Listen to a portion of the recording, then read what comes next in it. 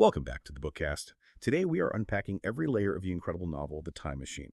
Get ready for a deep dive into its characters, themes, and the hidden meanings behind the story. We're about to jump into, well, one of the most foundational pieces of science fiction ever written, H.G. Wells' The Time Machine, published way back in 1895. And at the heart of it all is our central character, this enigmatic figure we know only as the time traveler. He's not just a man with a wild idea. He's about to become our guide to a future more startling and perhaps, more sobering than anyone in his era could possibly imagine. And it truly is foundational. I mean, this novel isn't just some thrilling adventure story. It's a profound piece of social commentary that honestly continues to resonate today.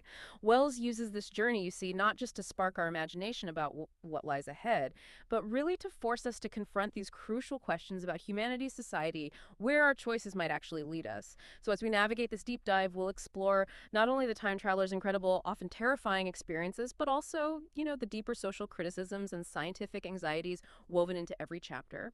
This is truly a chance to extract those nuggets of knowledge that elevate your understanding of this classic beyond just a simple plot summary. Okay, so let's begin. Let's step into chapter 1, right into the time traveler's comfortable, maybe a bit luxurious home. The scene is set after dinner, and he's surrounded by his intellectual peers, a mix of skeptical, yet curious minds. You've got a psychologist, the medical man, the ever-argumentative Philby, and our narrator who's watching it all.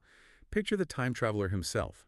His gray eyes are sort of twinkling with this mischievous intelligence, and his face, usually pale, is flushed, almost like a kid excited about something big, because he's preparing to drop a bombshell that will fundamentally challenge their very perception of reality.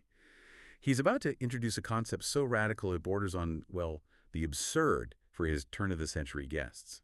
His core argument, and he presents it with this calm confidence like a man who knows he's onto something huge, is that time itself is simply the fourth dimension. He pushes back against conventional geometry, the stuff they all learned, arguing is based on a misconception. He points out that abstract ideas like a mathematical line with no thickness or a plane, they don't have real existence in our three-dimensional world. And then he takes this radical idea even further. He insists that any real body, like us, sitting here, must extend in 4 directions: length, breadth, thickness, and duration. He admits, that we tend to overlook this 4th dimension because our consciousness seems to only move intermittently in one direction along it, from birth to grave. But he argues there's no fundamental difference between time and the 3 dimensions of space, except for how our consciousness perceives it. It's a breathtaking leap of imagination, really. Proposing that time isn't just this linear progression, but a dimension you could actually navigate. What's truly fascinating here, and this is a crucial nugget for understanding, is just how groundbreaking and honestly disruptive this idea was in 1895. The time traveler himself calls it a recondite matter, which basically means something deep, complex, and new that would be really challenging for his friends to grasp. Imagine being in that Victorian dining room, hearing this for the very first time. It just pushes against everything they thought they knew about reality. Wells subtly grounds it, though. He has the time traveler mention philosophical people who are already asking, why 3 dimensions particularly? Why not another direction? He even drops a specific name, Professor Simon Newcomb, a real astronomer who was actually talking about 4-dimensional geometry in New York right around when the novel came out. So it isn't just pulled out of thin air. It shows you the intellectual ferment of the era. People were already grappling with these abstract ideas. Wells just takes that abstract discussion and makes it concrete, literal, a physical, travelable dimension. That's the genius. And the guests' reactions, they're absolutely classic. Yeah. It's the perfect picture of intellectual skepticism bumping up against revolutionary thought. Philby, the argumentative one with the red hair, he immediately jumps in, like, isn't that rather a large thing to expect us to begin upon? You could almost hear him sighing. Right. Like, come on, really? Exactly. Yeah. The psychologist tries to analyze it, fit it into his mental boxes, and the medical man, he's more pragmatic, staring at the fire, asking the big question. If time is really only a 4th dimension of space, why is it regarded as something different? And why can't we move in time like we move in space? It's the obvious question, isn't it? The one everyone would ask. It is. But the time traveler just smiles, totally unfazed. He expected exactly that. He dismisses their objections cleverly, pointing out how even our movement in physical space is limited by things like gravity. We can't just float away. Then he declares, sort of triumphantly, that their belief that we can't move in time is precisely where the whole world has gone wrong. He even uses the simple example, remembering something vividly. He says it's like jumping back in time for a second. a germ of my great discovery. It's a bit of an intellectual sleight of hand, isn't it? Totally. Suggesting memory itself is like rudimentary time travel. Then he poses this rhetorical question, basically saying, if we could defy gravity in a balloon, why shouldn't we hope to eventually control our movement through time? Maybe even go backwards. It's a compelling argument. It shuts them up, at least for a moment. And that's precisely where the pushback really solidifies. Philby, he just can't reconcile it with common sense. He just declares it's against reason. But the time traveler, very shrewdly, counters what reason? That little exchange, it highlights a key theme in the whole book. Our built-in resistance to radical ideas, how we tend to dismiss things that seem impossible or just uncomfortable. But the time traveler isn't bothered by their skepticism because he has something better than arguments. He has experimental verification. Right, but the guests, especially the psychologist, they're still treating it like it's just a clever trick, a game. Yeah, they start joking about it. They do. Suggesting how useful it would be for historians, travel back and verify the Battle of Hastings, or learn Greek from the very lips of Homer and Plato. And the very young man, he's thinking about money, naturally. Could you invest all one's money? Hmm? And hurry on ahead. They're playing with the idea, but you can tell they still think it's all wild, extravagant theories and basically humbug. That initial disbelief is so important. It sets the stage for what comes next, makes the reveal way more shocking. But then the moment arrives, the atmosphere changes. The time traveler excuses himself, leaves the room, and comes back holding the actual model. You can feel the skepticism waver a bit. He's holding this glittering metallic framework, scarcely larger than a small clock and very delicately made. Imagine the details. Ivory in it and some transparent crystalline substance. It sounds almost like a jewel, precise but fragile. He puts it on a table under the lamplight, points out a little white lever for the future, another for the past. He tells them, have a good look. Satisfy yourself, there is no trickery. Oh. And then, brilliantly, he doesn't push the lever himself. He gets the psychologist, the skeptic, to do it. Takes his hand, tells him exactly where to put his finger. So it's the skeptic himself who triggers it. Exactly. Who sends the model on its interminable voyage? Hmm. And what happens next? It's breathtaking. There's a breath of wind, the lamp flame jumps, a candle blows out, and the little machine just swung round, became indistinct, was seen as a ghost for a second, and it was gone. Vanished. The table's empty. Wow. The narrator says he's absolutely certain there was no trickery. Philby just swears, utterly bewildered. And the psychologist, he automatically looks under the table. The time traveler just laughs, knowingly. It's undeniable, isn't it? Something happened that they just can't explain away immediately. Right. But the skepticism kicks back in almost instantly. The medical man mutters about some sleight of hand trick. And the psychologist calls it an ingenious paradox and trick. They just can't reconcile what they saw with reality as they know it. It shakes their whole worldview. But the time traveler's calm, just says, certainly. He seriously believes it traveled through time, and then he drops the other shoe. He has a big machine nearly finished in his lab, a larger edition. That's when it gets really serious. This isn't just theory anymore. It's becoming maybe terrifyingly real. The psychologist tries to rationalize it, saying it must have gone into the past, otherwise it would still be here. But the narrator points out the flaw. If it went into the past, they'd have seen it earlier, right? Exactly. Which leads to the psychologist's diluted presentation theory. Ah, yes. The attempt to make sense of it scientifically, almost. Right. If it's traveling through time super fast, maybe 50 times or 100 times faster, then the impression it makes is just too faint to see. Like it's diluted in time. It's a brilliant mental leap, trying to explain the inexplicable within some kind of framework. It shows how we grapple with things that completely break our understanding. Even when they see the full-size machine later unfinished, with parts of nickel, ivory, rock crystal lying around, they still doubt him. Is he genius or just mad? That doubt lingers, absolutely. Okay, fast forward a week. Chapter 2. The narrator admits none of them quite believed in the time machine then. They thought the time traveler was maybe too clever to be believed, always pulling some kind of intellectual stunt. They were expecting another trick, basically. Pretty much another elaborate joke. But then, he just doesn't show up for dinner like he's supposed to. The medical man reads a note. He's unavoidably detained. They speculate. The narrator even jokes, maybe half seriously, time traveling. A joke that suddenly feels a bit uncomfortable, I bet. Definitely.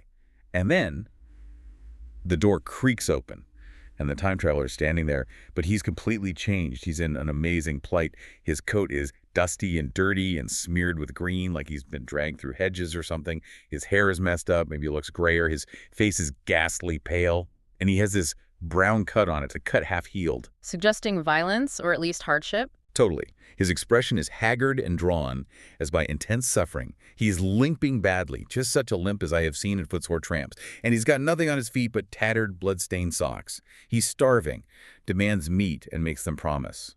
No interruptions, is it agreed, before he'll say anything. Wow. The playful intellectual is gone, replaced by someone who's clearly been through hell. Exactly. And that appearance, right there, that's the ultimate validation. It just blows all the skepticism away. This isn't a trick. The dirt, the wound, the exhaustion, the limp, it signals something profound and, frankly, harrowing has happened. It makes all their talk of humbug seem ridiculous now. When he says quietly, intensely, that he's lived 8 days since that afternoon, it just hits them. The reality of the journey, the immediate toll it took. It's a brilliant move by Wells, using the physical change to make the story utterly believable, utterly terrifying. And what a story it is. Chapter 3, he starts recounting the actual journey, getting in the machine, hitting the lever, and then just this overwhelming storm of sensations. A nightmare sensation of falling, helpless, headlong motion, like plunging into an abyss. The world outside distorts, the sun hopping swiftly across the sky, leaping at every minute, so each minute is a day. The moon spinning swiftly through her quarters, just a blur. Night follows day like a flapping of a black wing until it all merges into this continuous grayness. Just dizzying to imagine. It is. And the landscape transforms. Trees growing and changing like puffs of vapor, buildings rising and falling like dreams. He sees the dial speeding up, over a year a minute. The whole surface of the earth seemed changed, melting and flowing under my eyes. A terrifying spectacle of time compressed. Well, this description is just incredible sensory overload. But interestingly, that initial unpleasantness, the falling sensation, it doesn't just stay as fear. It morphs into this kind of hysterical exhilaration. Yeah. The sheer novelty, the scale of it pushes him beyond normal fear, for a while anyway. But there's danger underneath that thrill, right? Oh, absolutely. Wells subtly includes that peculiar risk. The time traveler thinks about the horror of jamming of myself, molecule by molecule, into whatever lay in my way. A chemical reaction, maybe an explosion that could blow myself out of all possible dimensions into the unknown. It reminds you this isn't just a fun ride. It's incredibly dangerous science. Wells considered the physics of it, the sheer peril. And then, bam, the abrupt stop. He's flung headlong, lands on soft turf during a brief, sharp hailstorm. As it clears, he sees it, looming there. A colossal figure carved apparently in some white stone like a winged sphinx, the white sphinx. Huge, silent. Powerful, almost ominous symbol right from the start. But his first thought isn't about art or the future. It's primal. He turns, looks for his machine, and gets that stomach-dropping feeling. The time machine was gone, just vanished. And that's where the initial relief, seeing this beautiful world, starts to curdle into something else. Dismay, maybe even fear. The first Ullery he meets is described as so delicate, perhaps 4 feet high, in a purple tunic, indescribably frail, but also very beautiful and graceful. A paradox right there. Exactly. And their reaction to him, no fear at all, just laughter, curiosity, it gives him this false sense of security initially. He thinks they're harmless, wonderful, but that very lack of fear in a species that's supposed to be advanced humanity, that sets up a huge question mark. It hints that maybe something vital has been lost. It's the first crack in the perfect picture. And his early interactions in Chapter 4 just deepen that sense of unease, disappointment maybe. They're so childlike, touching him with soft little tentacles to see if he's real, making soft cooing notes. But their intelligence, that's the big letdown. One asks if he came from the sun in a thunderstorm. Ouch. Not quite the intellectual giants he was expecting. Not at all. He'd imagine people incredibly in front of us in knowledge, art, everything. This is shock. He figures out they eat only fruit, live this effortless life, no signs of proprietary rights, no evidences of agriculture. The whole earth had become a garden. No small houses, just these big palace-like buildings, seemingly communal. And everyone looks similar. Soft, hairless visage, girlish rotundity of limb. The sexes seem less distinct. Yeah. So his first theory, influenced by his own time, is maybe it's communism achieved. A social paradise where humanity has triumphed over nature. He genuinely thinks, for a bit, that he's found a utopia. The end point of progress. And that early interpretation, while flawed, is totally understandable given his Victorian ideas about progress. He thinks he's seeing humanity upon the wane. His reasoning is that comfort and security have actually led to weakness, to decay. Strength is the outcome of need. Security sets a premium on feebleness. Exactly. That's a core theme Wells is exploring. He thinks they're perfect conquest of nature, getting rid of disease, pests, making this effortless garden world, has accidentally removed the need for intelligence, for struggle, for vigor. He sees their slightness, their lack of curiosity, as the unfortunate result of a world with no challenges left. Wells is critiquing that simplistic idea of utopia, suggesting total comfort might actually be corrosive. But there were weird clues even then, aren't there? Hints that something's off. Oh, definitely. Weld plants them carefully. The time traveler notices those circular wells, hears that constant thud, thud, thud, like the beating of some big engine coming from them. He sees a flicker in the air above them, like something's moving unseen. He dismisses it, though, right? Thinks it's maybe advanced plumbing or something. Yeah, he tries to fit it into his paradise theory. But the wells, plus the total lack of visible machinery or workshops anywhere on the surface, that should have been a red flag. These are the breadcrumbs Wells leaves, leading us and the time traveler towards the real, much darker truth. And that darker truth starts to really emerge in Chapter 5. His pleasant vision just shatters. The full moon rises, casting these eerie shadows. He's out on the lawn, about to sleep, but this queer doubt chilled him. Then it hits him like a physical blow. The time machine was gone. Total panic, frenzy, fear, desperation. A scientist is gone, replaced by a man desperate to get home. Absolutely. He figures it must be inside that pedestal of the Sphinx. He sees the groove marks on the grass leading to it, hears a hollow sound when he hits the bronze panels. He tries to get the Eloi to help him open it, but they just recoil. Expressions of horror and repugnance. They're terrified of the Sphinx. That's a huge clue right there. Why are they so scared of it? Exactly, and it's during this frantic search that he meets Weena. He saves her from drowning in the shallow river, notices the other Eloi just stand there doing nothing. That strange deficiency. No rescue instinct left at all. None. And saving her creates this instant bond. She becomes devoted to him, this queer friendship which lasted a week. She follows him everywhere, fills his pockets with flowers, thinks they're vases, basically. A little touch of innocence in this strange world. It is. And later, those two withered flowers are the only proof he brings back. So poignant. Through her, he starts to really sense the great fear between, well, whatever else is out there. And Weena's attachment to him is fascinating. Her oddest confidence in this strange giant compared to her absolute gut-level dread of the dark. That fear she has constantly shivering at shadows, it's the next big piece of the puzzle.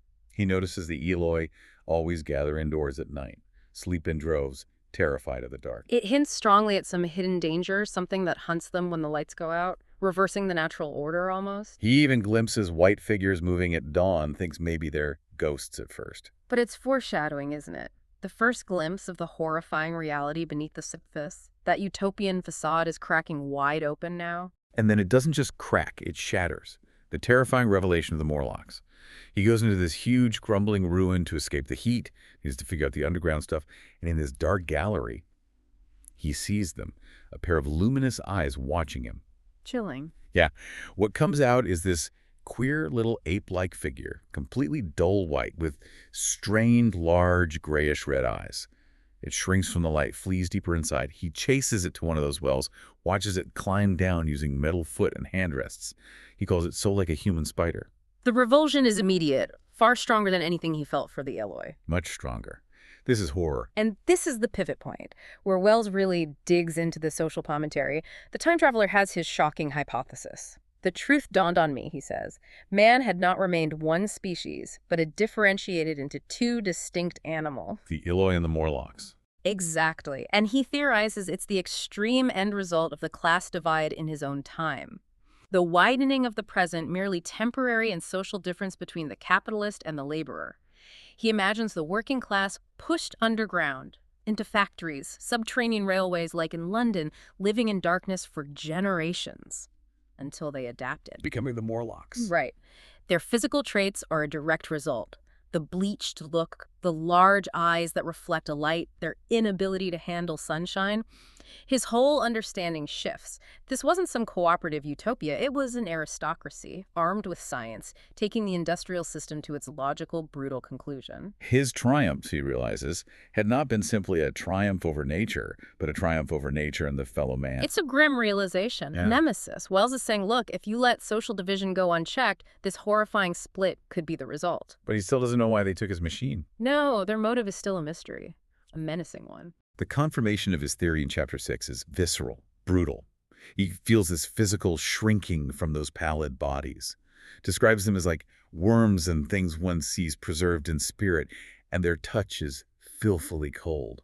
Ugh. It's pure physical revulsion, reinforcing the Eloy's instinctual fear. And his own fear ramps up as the moon wanes, heading towards the dark nights. He knows the Eloy's terror is completely justified now. Danger lurks in the shadows. He feels he has to go down one of those wells. Despite being terrified and horribly alone, Weena cries, her face agonized, as he starts climbing down the slippery metal bars. It's a perilous descent, like 200 yards, one bar bends, he's hanging by one hand. Just terrifying. But he has to get his machine back. Survival instinct kicks in. Totally. And what he finds down there, it's the darkest part of the novel, really. The most horrifying reveal. A vast arched cavern, the constant throb and hum of machinery, stuffiness in the air, and worst of all, the faint helitus of freshly shed blood. Oh, God, that smell. It screams violence. Then he finds the meal laid out on a table. Red meat. And the sickening realization hits him. The Morlocks are carnivores. And the beautiful, delicate Eloi, they are the fatted cattle. They're livestock. Their livestock. The ultimate brutal irony, the nemesis, Mhm. the leisured class, having pushed labor underground, has now become the food source for their former servants. It's Malthusian horror, and he realizes how unprepared he is. Without arms, without medicine, without anything to smoke, crucially, without enough matches. He's totally vulnerable. And then the close encounter in the dark. Pure primal terror. Feeling those lank fingers feeling over my face, smelling their peculiar unpleasant odor, hearing them whispering odd sounds, feeling them grabbing at him. Until he strikes a match. Yeah, that brief flare of light reveals them.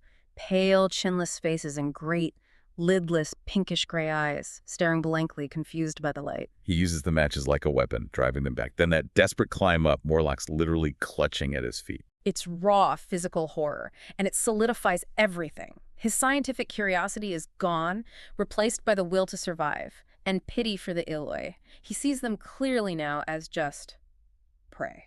After that ordeal, he knows he's trapped, like a beast in a trap. Host shaken, but not gone. Chapter 7, he makes a plan. He needs arms and a fastness where I might sleep, a refuge. He decides to head for that big ruin he saw, the Palace of Green Porcelain. Weena insists on coming, his loyal little shadow. He ends up carrying her a lot. Still, her devotion is a small comfort. And the flowers. And the flowers, filling his pockets. That detail is just heartbreakingly lovely amidst the horror. Remembering he pulls out 2 withered ones later as proof, a symbol of tenderness surviving. He fully gets the great fear now, knows why the Eloi dread the dark. And this part really shows his shift. He's not just observing anymore, he's acting, surviving. Unlike the passive Eloi, he feels that Carlyle-like scorn for the Eloi's weakness, but also deep sympathy. It's complex, not just good versus evil. It's about the messiness of evolution's consequences. So his plan, refuge, fire, and break into the Sphinx. Right, a clear strategy. The scientific mind applied to survival.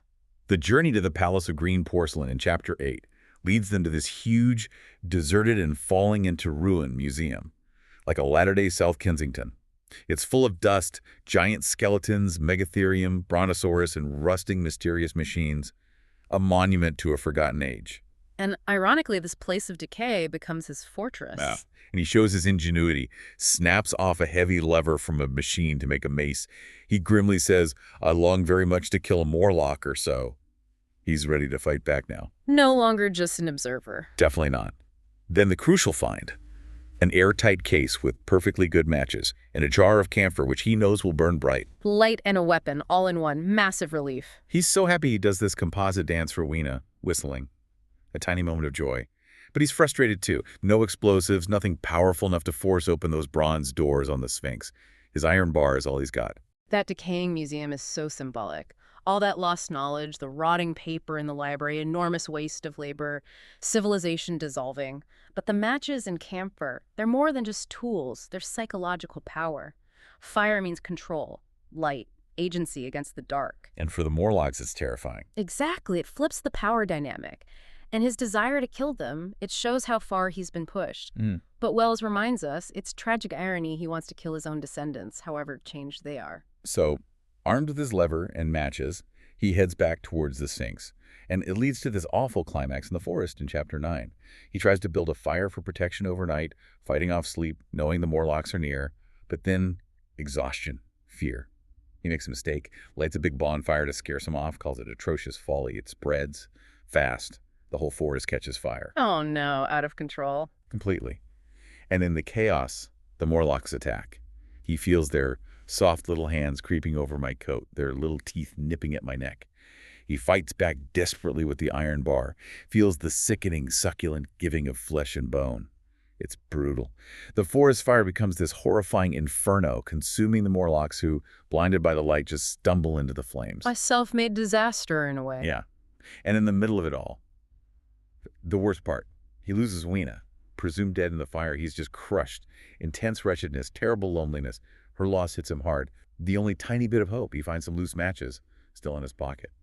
A desperate symbol of survival. That whole sequence is just raw, brutal, tragic. Wells doesn't shy away from it. The fire, meant as a weapon, becomes this uncontrollable destructive force. It's like a metaphor for humanity's own unintended consequences, maybe. Technology getting away from us. Makes sense. And the time traveler's emotions are all over the place. Terror, a kind of grim triumph in the fight, then just profound grief for Weena. Her fate, maybe ending up like the other Eloy. It reinforces the horror. It makes the human cost of this future so incredibly real and painful. So exhausted, devastated, he finally makes it back to the White Sphinx in Chapter 10. He gets it now, completely. The Eloyon are just fatted cattle. The Morlocks are the adapted surviving laborers from below. He concludes it's the suicide of human intellect. Seeking comfort and ease, humanity lost the resilience that comes from change, danger, and trouble. Nature only makes you smart when instinct isn't enough, basically. Right. In a world of total comfort, intelligence just withers.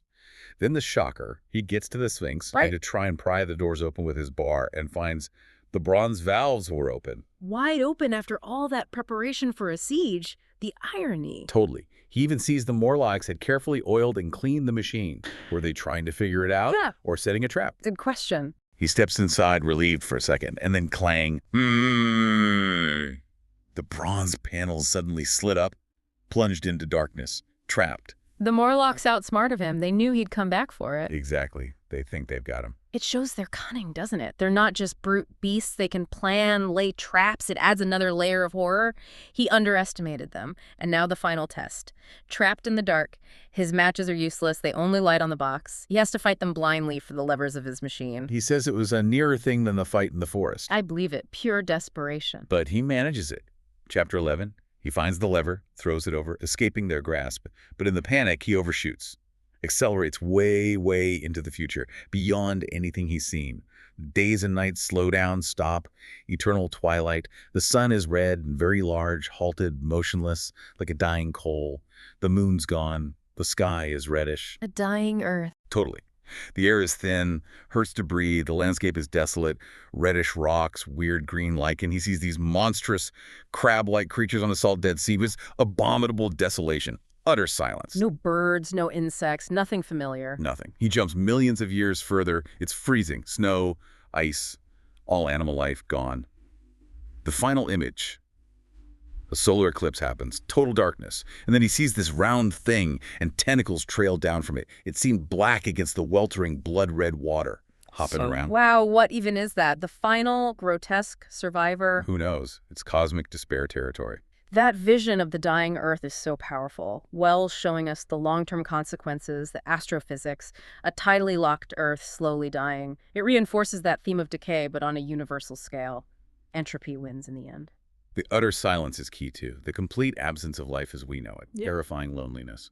And that final creature, so alien and ambiguous, it just leaves you with this deep existential dread. Humanity's gone, the planet's dying, and this thing is what's left. It's a bleak, unromantic look at the absolute end. He can't take it anymore. The abominable desolation, this deadly nausea, it's soul sickness. He reverses course, Chapter 12, heads back. The sensations rewind. Mrs. Watchett, his housekeeper, seems to glide backwards across the lab. Days and nights flash in reverse. He feels calmer seeing our own petty and familiar architecture. The dials spin back to zero. He gets out very shakily, trembled violently, still limping. He's back. But forever changed, obviously. Oh, yeah. And the proof is there, for us anyway. The newspaper shows the right date. He has those half-healed scars on his knuckles from the forced fight. And then he pulls out the 2 withered white flowers Weena gave him. He tells his story knowing they won't believe it, admits, I hardly believe it myself. The trauma is immense. But those flowers... They're the key, aren't they? Proof that gratitude and a mutual tenderness still lived on in the heart of man, even in that savage future.